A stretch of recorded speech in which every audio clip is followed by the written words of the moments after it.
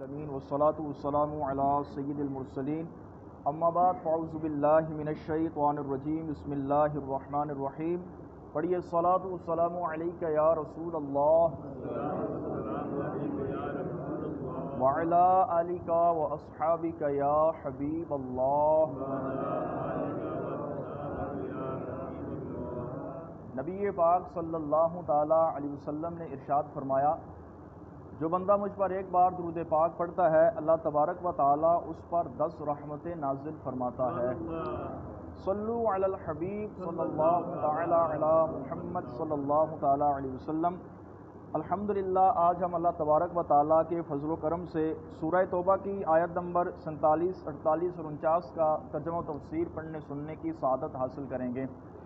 اعوذ باللہ من الشیطان الرجیم، بسم اللہ الرحمن الرحیم۔ لو خرجوا فیکم ما زادوکم الا خبالا ولا اودعوا خلالکم یبغونکم الفتنہ وفیکم سماعون لهم واللہ علیم بالظالمین۔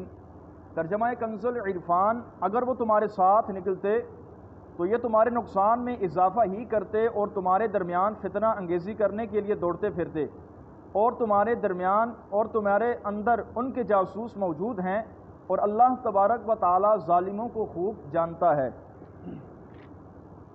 یعنی یہ منافقین اگر تمہارے ساتھ جنگ کے لیے نکلتے تو شر اور فساد ہی پھیلاتے، اس طرح کہ تمہیں کافروں سے ڈراتے اور آپس میں لڑتے، تمہارے سامنے کافروں کی تعریفیں کرتے اور مسلمانوں کی برائیاں کرتے۔ یعنی فتنہ انگیزی کرنا، شر و فساد ہر معاملے کے اندر پھیلانا، یہ منافقین کی علامت ہے۔ ہمارے ہاں بھی ایسے لوگ پائے جاتے ہیں جن کی کوشش یہ ہوتی ہے کہ کوئی بھی کام ہو اس کے اندر لازمی کوئی نہ کوئی فساد، شر انہوں نے کرنا ہوتا ہے۔ یعنی پوری کوشش کرتے ہیں کہ کوئی بھی کہیں پہ اچھا کام ہو رہا ہے اس کے اندر ضرور کوئی نہ کوئی فساد برپا کیا جائے، کوئی نہ کوئی شر ایسا پیدا کر دیتے ہیں کہ لوگوں کو اس کام سے متنفر کر دیتے ہیں۔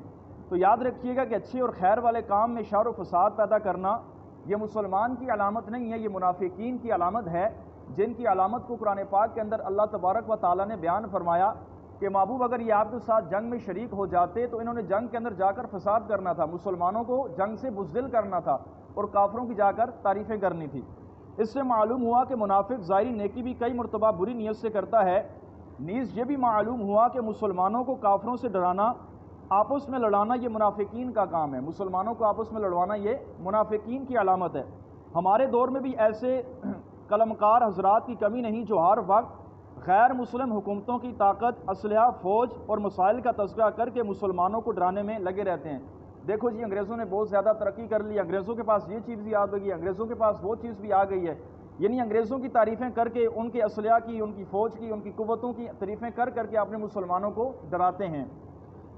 اس آیت کریمہ کا ایک معنی یہ ہے کہ تمہارے اندر ان کے جاسوس موجود ہیں جو تمہاری باتیں اور تمہارے راز کفار تک پہنچاتے ہیں۔ ایک معنی یہ ہے کہ تم میں سے بعض ایسے ضعیف الاعتقاد ہیں کہ جب منافقین مختلف قسم کے شبہات ظاہر کرتے ہیں تو وہ انہیں قبول کر لیتے ہیں۔ یعنی منافقین ان کے اندر کوئی ایسے شبہات ظاہر کرتے ہیں کہ جنگ میں جاؤ گے تمہارے ساتھ یہ معاملہ ہو جائے گا، تمہارے ساتھ وہ معاملہ ہو جائے گا۔ ضعف الاعتقاد جو لوگ ہوتے ہیں وہ ان کے اس چیز کو کیا کر لیتے ہیں، قبول کر لیتے ہیں۔ جیسا کہ موجودہ دور کے اندر اب کورونا اتنا زیادہ ہے نہیں ہے جتنا زیادہ یہ مسلمانوں کے اندر پھیلا دیا گیا ہے۔ اب ضعف الاعتقاد لوگ جو ہیں اس پر عمل کرتے ہیں، اپنے بھائی سے ملنے سے دور رہیں گے، اپنے باپ والدین کی خدمت سے دور رہیں گے، کہیں مجھے کورونا لگ جائے۔ حالانکہ حقیقت کے اندر اگر دیکھا جائے تو یہ چیز اتنی زیادہ ہے نہیں ہے جتنی زیادہ مسلمانوں نے اس کو بنا لیا ہے۔ تو فرمایا کہ ضعف الاعتقاد لوگ جب ان منافقین، یہ بھی ایک منافقت ہے، ایک مسلمانوں کے اندر چیز چلائی گئی ہے، باپ کو اپنے بیٹے سے دور کر دیا گیا، بھائی کو بھائی سے دور کر دیا گیا، مسلمانوں کے درمیان نفرتیں پھیلا دی گئی ہیں۔ اب مصافحہ کرنا یہ نبی پاک علیہ السلام کی کتنی پیاری سنت ہے۔ آج آپ دیکھیں کہ لوگ ایک دوسرے کو مصافحہ کرنے سے دور بھاگتے ہیں، کہیں مجھے کورونا نہ لگ جائے۔ اب خندہ پیشانی سے ملنا یہ بھی نبی پاک علیہ السلام کی سنت ہے، لیکن مسلمانوں کو اس سنت سے بھی دور کر دیا گیا ہے۔ تو فرمایا کہ ضعف الاعتقاد لوگ جب ان منافقین کی یہ شرارتیں دیکھتے ہیں تو وہ ان کو کیا کر لیتے ہیں، قبول کر لیتے ہیں۔ مسلمانوں کی تاریخ سے واقف شخص پر یہ بات پوشیدہ نہیں کہ ابتدائے اسلام سے لے کر آج تک کفار کسی بھی میدان میں اپنی عددی برتری اور اپنے وقت کے جدید ترین ہتھیاروں کی فراوانی کے بل بوتے پر مسلمانوں پر غالب نہیں آئے، بلکہ ظاہری طور پر مسلمان اور باطنی طور پر منافقین حضرات کی کوششوں اور کاوشوں کی بدولت مسلمانوں پر غالب ہوئے ہیں۔ اس کے علاوہ مسلمانوں پر کبھی بھی کفار جتنی بڑی بھی طاقت لے کر آئے ہیں مسلمانوں پر غالب نہیں ہوئے ہیں۔ فرمایا منافقین کی منافقت کی وجہ سے مسلمانوں پر جہاں غلبہ پایا تو کفار نے پایا ہے۔ ان حضرات نے مال و دولت، سلطنت، حکومت کے لالچ میں اپنے اسلامی لبادے کا فائدہ اٹھاتے ہوئے کفار کے ناپاک عزائم کی تکمیل کے لیے راہیں ہموار کی۔ اپنے منافقانہ طرز عمل سے مسلمانوں میں سرکشی و بغاوت کا بیج بویا، مسلمانوں کے اہم ترین راز کفار تک پہنچائے، انہیں مسلمانوں کی کمزوریوں سے آگاہ کیا۔ ان کی محنتوں کا نتیجہ آپ سب کھلی آنکھوں سے آج دیکھ سکتے ہیں کہ آج مسلمانوں کے کیا حالات بنے ہیں۔ یعنی ایسے لوگ منافقین کے جو ظاہر مسلمان بن کر مسلمانوں کے اندر گھسے ہیں اور مسلمانوں کو آج انہوں نے آپس میں ٹکڑوں ٹکڑوں میں تقسیم کر دیا ہے۔ آگے فرمایا لَقَدِ ابْتَغَوُا الْفِتْنَةَ مِن قَبْلُ وَقَلَّبُوا لَكَ الْأُمُورَ حَتَّى جَاءَ الْحَقُّ وَظَهَرَ أَمْرُ اللَّهِ وَهُمْ كَارِهُونَ۔ ترجمہ کنز الایمان، بے شک انہوں نے پہلے ہی فتنہ و فساد چاہا، اور اے حبیب انہوں نے پہلے بھی تمہارے لیے الٹی تدبیریں کی ہیں، حتیٰ کہ حق آ گیا، اللہ کا دین غالب ہو گیا، اگرچہ اس کو ناپسند کرتے تھے۔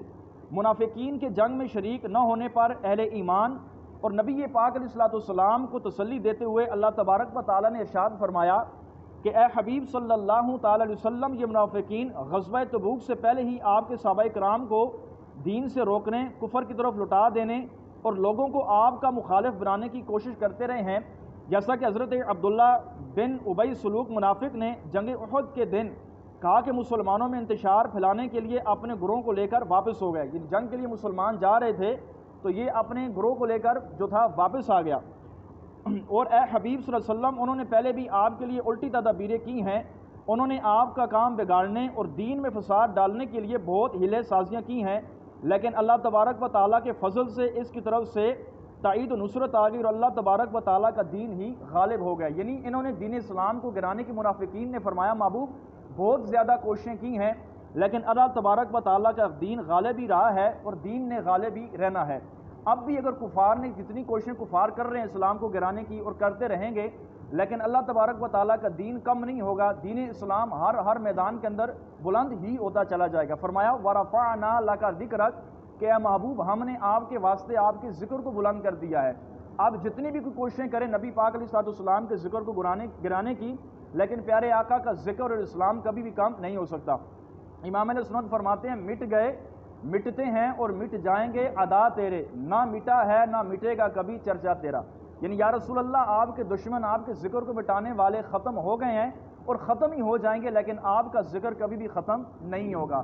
پھر سیدی اعلیٰ حضرت رحمۃ اللہ تعالی فرماتے ہیں، آپ فرماتے ہیں تو زندہ ہے واللہ، تو زندہ ہے واللہ میرے چشم عالم سے چھپ جانے والے۔ اور پھر امام علیہ سنت رحمۃ اللہ تعالی ارشاد فرماتے ہیں رہے گا یوں ہی ان کا چرچا رہے گا، پڑے خاک ہو جائیں جل جانے والے۔ یعنی یا رسول اللہ آپ کے ذکر سے جلنے والے، آپ کو ذکر کو مٹانے والے جل جائیں، لیکن آپ کا پرچم بلند ہی ہوتا رہے گا۔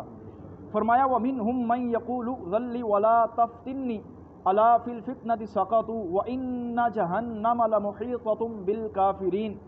ترجمہ کنز العرفان، اور ان میں کوئی آپ سے یوں کہتا ہے کہ مجھے رخصت دے دیں اور مجھے فتنے میں نہ ڈالیں، سن لو یہ فتنے ہی میں پڑے ہوئے ہیں، بے شک جہنم کافروں کو گھیرے ہوئے ہے۔ اس آیت کریمہ کا مفسر فرماتے ہیں شان نزول یہ ہے کہ یہ آیت کریمہ جد بن قیس منافق کے بارے میں نازل ہوئی ہے۔ جب نبی پاک علیہ السلام نے غزوہ تبوک کے لیے تیاری فرمائی تو جد بن قیس نے کہا یا رسول اللہ میری قوم جانتی ہے کہ میں عورتوں کا بڑا شیدائی ہوں، مجھے اندیشہ ہے کہ میں رومی عورتوں کو دیکھ کر صبر نہ کر سکوں گا، اس لیے آپ مجھے یہاں ٹھہرے رہنے کی اجازت دیجیے، ان عورتوں کے فتنے میں نہ ڈالیے، میں آپ علیہ السلام کی اپنے مال سے مدد کروں گا، جنگ میں شریک نہیں ہوں گا۔ حضرت عبداللہ بن عباس فرماتے ہیں کہ یہ اس کا حیلہ تھا، اس میں سوء نفاق کے اور کوئی بھی اس کا سبب نہ تھا، یہ اپنے طور پر نبی پاک کی بارگاہ میں آ کر منافقت کر رہا تھا۔ نبی پاک علیہ السلام نے اس کی طرف سے منہ پھیر لیا اور اس کو اجازت دے دی، اس پر یہ آیت کریمہ نازل ہوئی۔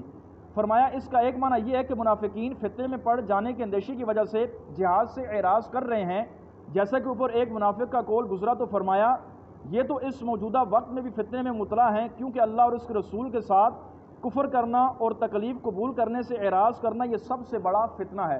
یعنی فرمایا یہ جو منافقین ہیں یہ جنگ میں نہ جا کر فتنے سے بچنا چاہ رہے ہیں، ان کے اندر جو منافقت پائی جا رہی ہے، فرمایا سب سے بڑا فتنہ یہ خود ہے۔ اور اس کے ساتھ اس فتنے میں بھی مبتلا ہیں کہ منافقین مسلمانوں کی مخالفت پر قائم ہیں۔ اللہ تبارک و تعالیٰ کی بارگاہ میں ہم دعا کرتے ہیں اللہ تعالیٰ منافقین سے ہم سب کو محفوظ فرمائے۔ موجودہ بالا جتنی بھی خصلتیں منافقین کی اندر پائی گئی ہیں ان تمام کی تمام خصلتوں سے اللہ تبارک و تعالیٰ ہم سب کو محفوظ فرمائے۔ سچا پکا مسلمان مومن اللہ تبارک و تعالیٰ ہم سب کو بنائے۔